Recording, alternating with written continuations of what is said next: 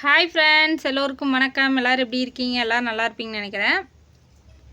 நம்ம அந்த கிழட்டு பையில பற்றி தான் இந்த வீடியோ பார்க்க போகிறோம். சும்மா பள்ளி வந்து துள்ளுதுன்னு துள்ளுதுங்க ஃப்ரெண்ட்ஸ். ஐயோ ஐயோ, எனக்கு சிரிப்பு தான் வருது.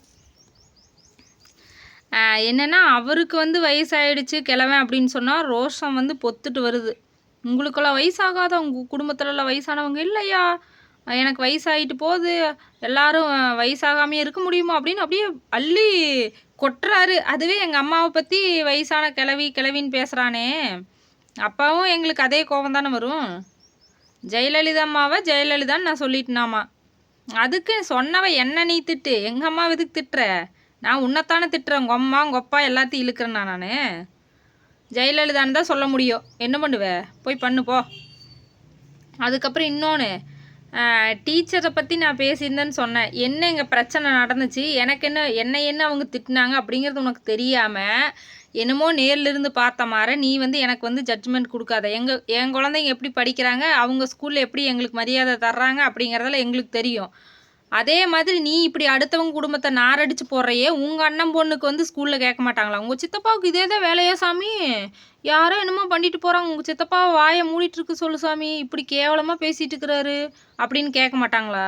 அவங்களுக்கு ஒரு அவமானமாக இருக்காதா? ஸ்கூலில் தலைகுனிவு ஏற்படாதா? அப்புறம் இன்னொன்று, அந்த அண்ணா வந்து கமெண்ட் போட்டதவே அரைச்சமாவையே திரும்ப அரைக்காத. அந்த ஒரு ரெக்கார்டவே திரும்ப அரைக்காத. புதுசாக ஏதாவது இருந்தால் கொண்டு வா, சரியா? நீ வந்து சங்கவி தினேஷை கழுவி ஊற்றுன, அவங்க உன்னை கழுவி ஊற்றுனாங்க. அதுக்கப்புறம் நீ எப்பவும் போல் பேசிக்கிற. அதே மாதிரி தான் தானே என்ன பேசினாரா? நான் அவரை பேசுனதாவே இருக்கட்டும். இப்போ அவர் நல்லா பேசுகிறாரு, நான் பேசுகிறேன், அவ்வளோதான். அதையே நீ பெரிய கண்டென்ட் ஆக்குற. என் சேனலில் வந்து அவர் கமெண்ட் போடுறாரு, அதுக்கு ஏன்னா நீ ரிப்ளை வீடியோ கொடுக்குற? கேட்டால் என்னம்ப, யூடியூப் வந்து உங்கள் சொத்து கிடையாது, அது யார் வேணால் எப்படி வேணால் வீடியோ போடுவாங்க அப்படிம்ப. அதே மாதிரி தான் நானும் அப்படித்தான் போடுவேன், சரியா? இன்னொன்று, எனக்கு ஒரு கல்யாணம் நடந்தேன்னா நடக்கலின்னு என்ன, அது என்னுடைய பாடு அப்படிங்கிற. அதே மாதிரி எங்களுக்கு 2 கல்யாணம் நடந்தேன்னா 4 கல்யாணம் நடந்தேன்னா அது எங்களுடைய பாடு. உனக்கு என்னப்பா பிரச்சனை? உனக்கு ஒரு கல்யாணத்துக்கே துப்பு இல்லை, அதுக்கு நாங்கள் என்ன பண்ண முடியும்? இல்லை நீ தான் ஃபஸ்ட்டு கல்யாணத்துக்கு தாலி வாங்கி கொடுத்தியோ, கையில் எடுத்து கொடுத்தியோ? இல்லை உன் வீட்டில் இது எவ்வளவு வந்து உட்காந்துட்டு நான் தான் பொண்டாட்டி, என்னை இப்படி ஏமாற்றிட்டாங்கன்னு ஒப்பாரி வச்சுட்டு உட்காந்துருக்குறாங்களோ? இல்லை கேட்குறேன், உனக்கு எதுக்குடா அடுத்தவங்க குடும்பத்து கதை? என்ன நடந்துச்சு, ஏது நடந்துச்சு, எது உண்மை எது பொய்ன்னு தெரியாமல் எதுக்குடா பேசுகிற? அறகுறையாக தெரிஞ்சுட்டு முட்டாளே. என்ன விஐபி டிக்கெட்டில் வரேன்னா நாங்களாம் வர முடியாதா? அப்படியே சிரிக்கிறாங்களாமா இவர். அப்படியே கொண்டு போய் காட்டிட்டு எங்கள் வீடியோ பார்த்து சிரிப்பாங்களாமா, காரி துப்புவாங்களாமா. உன் வீடியோவை காட்டினா அதை விட உளுந்து சிரிக்கிறாங்கடா, பிறண்டு சிரிக்கிறாங்க. ஐயோ டுபாக்கூரா இவன் அப்படின்ட்டு. அதுக்கு என்ன பண்ணுறது? சரி, நீ எங்கே வேணாலும் வா, வந்துட்டு சொல்லு, பார்க்கலாம் அப்புறம். அதுக்கப்புறம் கமெண்ட் வந்து நான் எல்லா சேனல்லையும் தான் போட்டிருக்கிறேன். ப்ரூஃப் இருக்குதுங்கிறீங்கள, போடுங்க வீடியோ, எனக்கு என்ன பிரச்சனை அப்படிங்கிறியே. நான் வந்து யூடியூப் வலைதளத்தில் சொல்லலை கமெண்ட் போட்டது. சக்தி அண்ணா வந்து யூடியூப்பில் தான் போட்டிருக்கிறாரு. அதுக்கே நீ வந்து எல்லா பெண்கள் சேனல்லையும் போடுறாரு பெண் பித்தன் அப்படின்னு. நீ வந்து மற்ற ஆப்லலாம் இல்லை கமெண்ட் போட்டிருக்கிற. நான் யூடியூப்பை சொல்லவே இல்லை, மற்ற ஆப்பில் நீ என்னென்ன ஆப்பில் கமெண்ட் போடுறையோ அதைத்தான் நான் சொல்கிறேன். அதுதான் வந்து நான் ஸ்க்ரீன்ஷாட் வச்சுருக்கிறேன், ப்ரூஃப் இருக்குதுன்னு நான் சொன்னேன். அதுக்கப்புறம் அதை போட்டோம்னா யார் பெண் பித்தன், அவரா நீயான்னு தெரிஞ்சுக்கலாம்ல, அதுக்கு தான் நான் சொன்னேன், வேறு ஒன்றும் இல்லை, சரியா? அப்புறம் இன்னொன்று என்னமோ சொல்லியிருந்தியே, ஏன்னா என் குழந்தைங்க தலையில் எங்கள் அண்ணா வந்து சத்தியம் பண்ணி சொல்லணுமோ உனக்கு? நீ பெரிய இவனா? அப்போ நீ வந்து என்ன பண்ணுறேன்னா, உங்கள் அண்ணன் பொண்ணை கூட்டிகிட்டு வந்து நடுவாசல் நிற்க வச்சு தலையில் நல்லா அடித்து சத்தியம் பண்ணு, நான் இளவரசனை பற்றி இளவரசன் குடும்பத்தை பற்றி பேசி 1 ரூபா சம்பாதிக்கலப்பா, நான் அந்த 1 ரூபா காசில் செலவு பண்ணலப்பா அப்படின்னு சொல்லி நீ உண்மையானவனாக இருந்தால் நேர்மையானவன் இருந்தால் அடித்து சத்தியம் பண்ணு. இல்லைன்னா உங்கள் அப்பா அம்மா கூட்டிகிட்டு வந்து உட்கார வச்சு அடித்து தலையில் சத்தியம் பண்ணு, சரியா?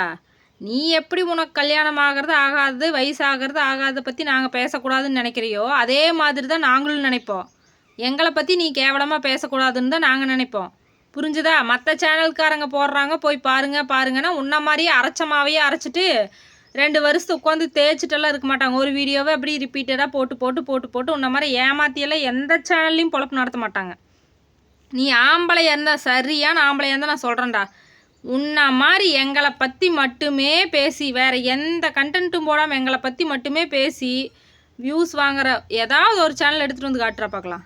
அவங்க பொதுவான கருத்துக்கள் தான் சொல்லுவாங்க. அங்கங்கே எங்கெங்கே என்னென்ன அவங்களுக்கு தோணுதோ அதுகளை எடுத்து கண்டென்ட் ஆக்கி தான் போடுவாங்களே தவிர, உன்ன மாதிரி அரைச்சதவே உட்காந்து அரைச்சிக்கிட்டு, தேய்ச்சிக்கிட்டு இருக்க மாட்டாங்க. புரிஞ்சுதா? அவர் சொன்னது கரெக்டு. செத்தப்பள்ளி மாரி அந்த மியூசிக்கை மட்டும் மியூட்டில் ஓட்டு பார்த்தா செத்தப்பள்ளி எழுந்திரிச்சு நடந்து வந்த மாதிரி ஷார்ட்ஸ் இருக்கும் பாருங்க அப்படின்னாரு. அது 100% கரெக்டு. சும்மா குதிக்கிறான், துள்ளுறான், ஜங்கு ஜங்கு ஜங்கு ஜங்குன்னு கேட்டு பையன். ஏண்டா பண்ணுறது ஃபுல்லாக ஃப்ராடு. இவன் வேணால் ஒரு பெண்ணை கேவலமாக பேசுவானாமா, மறுபடியும் அந்த சேனல்லே போய் நல்லா கமெண்ட் பண்ணுவானாமா, நாங்கள் வந்து வாயை மூடிக்கணுமாமா. ஆனால் நான் எங்கள் சேனலில் கமெண்ட் பண்ணுறவங்களே இவன் திட்டுவானாமா.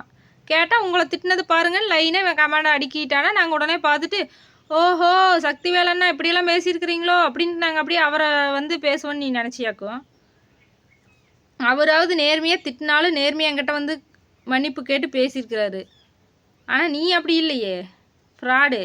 உன்னுடைய இது என்னன்னே எங்களுக்கு வந்து எப்படி சொல்கிறது, நீ வந்து ஒரு படிப்பறிவு இல்லாத ஒரு கிழட்டு பைய, கல்யாணம் கூட ஆகலை, ஆனால் இருந்தே இந்த ஆட்டம் போடுறையே. நீ எல்லாம் கல்யாணத்தோட குடும்பத்தோடு இருந்தீன்னா வையே, உன்னையெல்லாம் நினச்சிப்பாரு.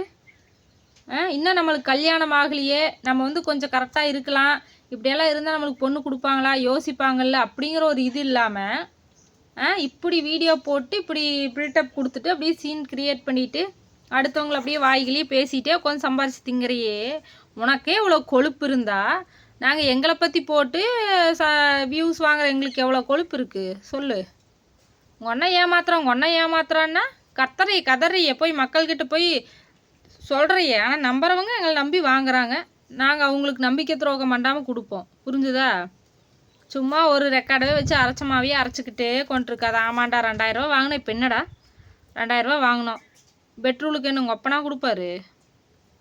நாங்கள் மெனக்கெட்டு பெருமாநல்லூர்லேருந்து சத்தியமங்கலம் போய் பெட்ரோல், ஆனால் 2000 ரூபா சொன்னதை கூட ஏற்றுக்கலாம். 12,000 5,000 8,000ன்னு ஒரு கதை விட்டீங்க பார்த்தீங்களா?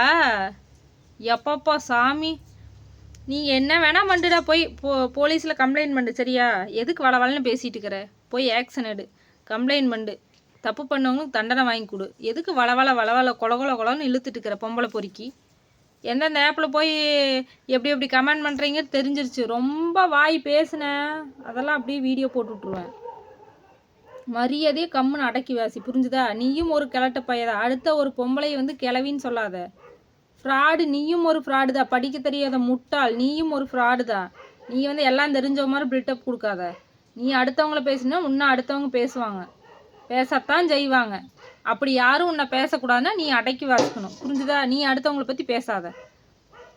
யாரையும் வந்து தரக்குறைவா பெண் பித்தன் அப்படிங்கிறதெல்லாம் எவ்வளோ பெரிய வார்த்தை தெரியுமா? அதெல்லாம் எதுக்கு நீ சொல்கிற? உன்ன மாதிரி எனக்கு கேவலமான ஜென்மன்னு நினச்சி எல்லாத்தையும் கேட்குற. நல்லவன் வேஷம் போட்டு ஒருத்தர் திட்ட வேண்டியது, கடைசியில் அவங்கக்கிட்டேயே போய் மன்னிப்பு கேட்டு பேசிக்க வேண்டியது நல்லவன் மாதிரி. ஏன்னா இவனுக்கு எதிராக வீடியோ போட்டாங்கல்ல அவங்க, இப்படியே விட்டோம்னா ஐயோ நம்மளை கழுவி ஊற்றிடுவாங்கன்னு சொல்லிட்டு அப்படியே நல்லவன் மாதிரி பேசி அவங்ககிட்ட நல்லவன் வேஷம் போட்டுருக்குற நீ இப்போ. இந்த மாதிரி ஒரு ஈனப்பிறவி நான் உலகத்துலேயே பார்த்ததில்லடா. இவனுக்கு கல்யாணம் ஆகலின்னா நாங்கள் அதை சொல்லக்கூடாதாம்மா, தப்பாமா. ஆனால் நாங்கள் எங்களோட கல்யாண வாழ்க்கையை குடும்ப வாழ்க்கையை பற்றி இவன் பேசுவானாமா. கேட்டால் பொதுவான கருத்துக்களை நாங்கள் சொல்வோம், யூடியூப் வந்து உங்கள் அப்பா வீடு இல்லை அப்படிம்பானாமா. நியாயமாக பேசி பழகடா கிழட்டு பையில. கிழவன் ஆனதுனால கொஞ்சம் இன்னும் ஏதோ மூளைக்கு இது குழம்பி போச்சா நின்றுல. சும்மா குதிக்கிறான் தையத்தக்க தாம் தெருகிட தீம் தெருகிடன்ட்டு. ஏண்டா லூசு பையில, எங்களுக்கு தெரியும் எங்கள் குழந்தைகளை எப்படி வளர்த்தணும் என்ன பண்ணணும்னு எங்களுக்கு தெரியும். நீ போய் உங்கள் அண்ணன் பொண்ணு வாழ்க்கையை பாரு. நீ வந்து நினச்சிக்கிற அடுத்தவங்க எங்களை தான் பேசுகிறாங்க அப்படின்னு. உன்னை பேசுறதுக்கு ஒரு கூட்டமே இருக்குது தெரியுமா? அவங்க கிடக்குறாங்க அரக்கு இருக்க, அவங்க கிடக்குறாங்க முழுக்க இருக்கங்க கத்திக்கிட்டே கிடப்பான். அவன் காசுக்காக என்னமோ பேசிகிட்டு இருக்கிறான். நீங்கள் விட்டுருங்க. ஏங்க நீங்கள் வந்து வேறு டென்ஷன் ஆகிட்டு இருக்கிறீங்கன்னு எல்லாரும் எங்களுக்கு தான் அட்வைஸ் பண்ணுறாங்க பார்க்குறவங்கெல்லாம். பைத்தியக்கார பையல. முதல்ல நீ உன்னை திருத்திக்க, அப்புறம் அடுத்தவங்களை திருத்துற வழி பார்க்கலாம். சரியா? நம்மளே முழுக்க இருக்குன்னா இருக்கிறோம், இதில் அடுத்தவங்கள வேறு நீ சொல்கிறதுக்கு வந்துட்ட. போய் உங்கள் அண்ணன் பொண்ணு ஸ்கூலில் போய் கேளு, உன்னை பற்றி அப்படியே புகழ் பாடுறாங்களா இல்லை எப்படி பேசுகிறாங்கன்னு அப்புறம் தெரிஞ்சுக்க. போய் தெரிஞ்சுட்டு வந்து அப்புறம் எங்களை பேசு. எங்கள் குழந்தைங்க தலையில் அடித்து சத்தியம் பண்ணுறது இருக்கட்டும், உன் பொண்ணு தலையில் அடித்து நீ ஃபஸ்ட்டு சத்தியம் பண்ணு. எங்களை பற்றி பேசி 1 ரூபா கூட சம்பாரித்து சாப்பிடவில்லை அப்படின்னு சத்தியம் பண்ணு. யோக்கியமாக இருந்தால் சத்தியம் பண்ணு. அதுவே நீ ஏமாற்றி சம்பாதிக்கிறதுக்கு சமந்தான். அடுத்தவங்கள பற்றி பேசி போட்டு அப்படி சோர்றீங்கோன்மாடா. கல்யாணம் பண்ணாமல் போ, நாசமாக போ, அதை பற்றிலாம் எங்களுக்கு கவலை இல்லை. நீ எங்களை சொன்னீங்கன்னா நாங்களும் திருப்பி சொல்லத்தான் செய்வோம். புரிஞ்சுதா? நீ எங்கள் அம்மாவை கிளவின்னு சொன்னீங்கன்னா நான் உன்னை கிளவன்னு சொல்கிறேன். நீ எங்கள் அண்ணன் 2 கல்யாணம் சொன்னீங்கன்னா உனக்கு கல்யாணமே ஆகலடா பிரம்மச்சாரின்னு நான் சொல்லுவேன். பொண்ணு கொடுக்காதீங்க இவனுக்கு, இவன் ஒரு ஒழுங்கினன்னு நான் சொல்லுவேன். அப்படித்தான் சொல்லுவேன். புரிஞ்சதா? நீ அவரை பெண் பித்தன் அப்படின்னு அடுத்தவங்கள என்னுடைய சேனலில் கமெண்ட் பண்ணுறவங்க நீ சொன்னீங்கன்னா அப்போது நீ என்ன பித்தன் அப்படிங்கிறத நான் நிரூபிப்பேன். ரொம்ப ஓவராக வாய் ஆடாத. நீ ஒருத்தர்கிட்ட மன்னிப்பு கேட்டு போய் பேசினா கரெக்டு அப்படின்னா அவரும் எங்களை பேசிட்டு எங்ககிட்ட வந்து இப்போ நல்ல முறையாக பேசுகிறதும் கரெக்டு தான். புரிஞ்சுதா? நீ எப்படி மறந்துட்டு மன்னிச்சுட்டு போய் பேசுகிறையோ அதே மாதிரி நாங்களும் மறந்துட்டு மன்னிச்சுட்டு பேசுவோம். புரிஞ்சுதா? அதனால் நீ அதை பற்றியெல்லாம் பேசுகிற வேலை வச்சுக்காத. டாராக கிழிச்சு தொங்க விட்டுருவிய நீ. பார்த்து உன்னைக்கு இது டாராக கிழிச்சு தொங்க விட்டுற போகிறாங்க. அப்படியே ஒரே சீனு தான். அங்கே போயிருக்கிறீங்களா, இங்கே போயிருக்கிறீங்களா, அங்கே சாப்பிட்ருக்கிறீங்களா, இங்கே சாப்பிட்ருக்கீங்களா, அதை பார்த்துருக்குறீங்களா, இதை பார்த்துருக்குறீங்களா, நான் இப்படி வந்து வாத்தாத்தானே தெரியும். கஞ்சிக்கும் கூழுக்கும் வழி இல்லாமல் தெரியுற நாயே என்னென்னு. அப்படியே இருந்தாலும் உங்கள்கிட்ட இருக்கிற காசு எங்களை என்னடா பண்ணும்? கேட்குறேன். ஊராக சுற்றிட்டு இருந்தால் மட்டும் பெரிய பிஸ்தான் நினப்பா. காசு பணம் இருந்துட்டா மட்டும் எல்லாம் மண்டிட முடியும்னு நினச்சிக்காத. உங்கள்கிட்ட காசு பணம் இருந்தால் அது உன்னோட அடக்கி வாசித்து வச்சுக்கோ. புரிஞ்சதா? அதை சொல்லி ஓவராக சீன் கிரியேட் பண்ணிட்டு இருக்காது. உனக்கு அவ்வளோவெல்லாம் ஒர்த்து இல்லை, மூடிட்டு கடை சும்மா.